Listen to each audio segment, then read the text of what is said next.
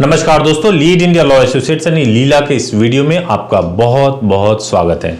दोस्तों, आज का टॉपिक है चेक बाउंस होने पर क्या करें, कौन से आसान उपाय है जिससे कि चेक बाउंस होने के बाद से आपको जो पैसे की रिकवरी करनी है वो आपकी हो सके। क्या तरीका है, सब कुछ आप इस वीडियो में जान पाएंगे। आप शुरू से अंत तक अगर आप देखेंगे तो एक एक पॉइंट आपका क्लियर हो जाएगा। जल्दी से मैं आपको बता देता हूं कि चेक बाउंस के लिए जो एक्ट यूज किया जाता है वो 138 section negotiable instrument act use किया जाता है।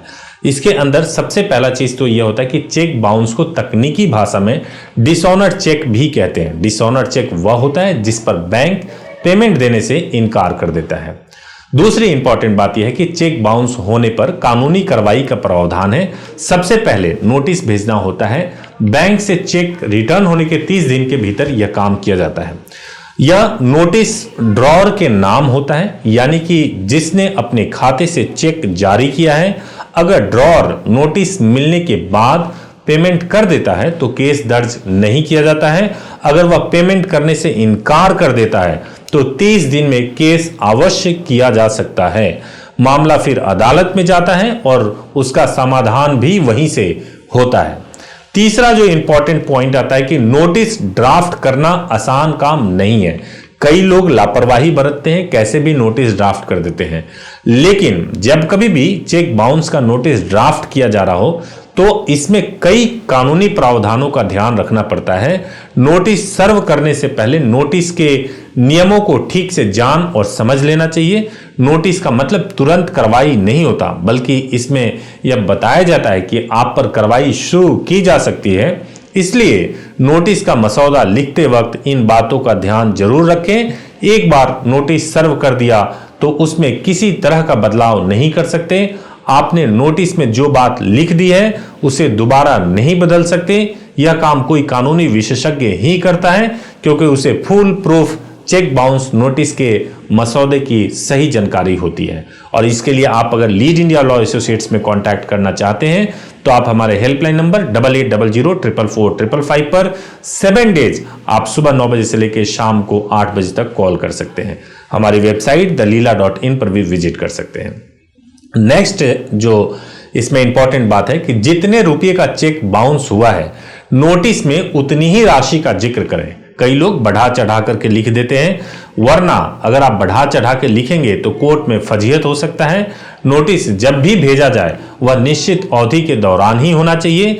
नोटिस की वैध अवधि में ही नोटिस देना चाहिए। नोटिस तब भेजें जब कम पैसे की वजह से चेक बाउंस हुआ हो। चेक बाउंस होने के 30 दिन के भीतर नोटिस सर्व होना चाहिए। अगर नोटिस भेजने के 15 दिन के अंदर ड्रॉअर ने पेमेंट करने से मना किया हो तो उसके 30 दिन के भीतर लीगल नोटिस भेजा जाना चाहिए।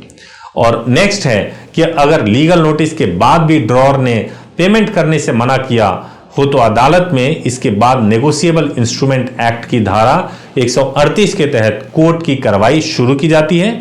इस धारा के अंतर्गत चेक बाउंस अपराध की श्रेणी में आता है। अगर पीड़ित चाहे तो इस मामले में आपराधिक मामले के साथ ही सिविल केस भी दायर कर सकता है। इस केस को आगे बढ़ाने के लिए कोर्ट फीस चुकानी होती है। चेक बाउंस की शिकायत दर्ज करते वक्त शिकायतकर्ता को कोर्ट की फीस देनी होती है, जो चेक अमाउंट पर निर्भर करती है। 50,000 रुपए तक के चेक बाउंस पर कोर्ट फीस 200 रुपये, 50,000 से 2 लाख तक के चेक बाउंस पर 500 रुपये और 2 लाख से ज्यादा के चेक बाउंस पर 1,000 रुपए की कोर्ट फीस देनी होती है। और अगला पॉइंट है, चेक बाउंस होने पर सिविल स्कोर पर भी बहुत बुरा असर पड़ता है, जिससे आगे चलकर आपको लोन आदि लेने में दिक्कत आ सकती है। धारा यानी आईपीसी का सेक्शन 417 और 420 के तहत आरोपी के खिलाफ गैर जमानती नॉन बेलेबल वारंट जारी हो सकता है। हालांकि कोर्ट में शिकायतकर्ता को धोखाधड़ी का मामला सिद्ध करना होता है। अगर किसी व्यक्ति के साथ एक साथ ही कई सारे चेक बाउंस हुए हैं तो सभी मामले एक ही कोर्ट में निपटाए जाते हैं।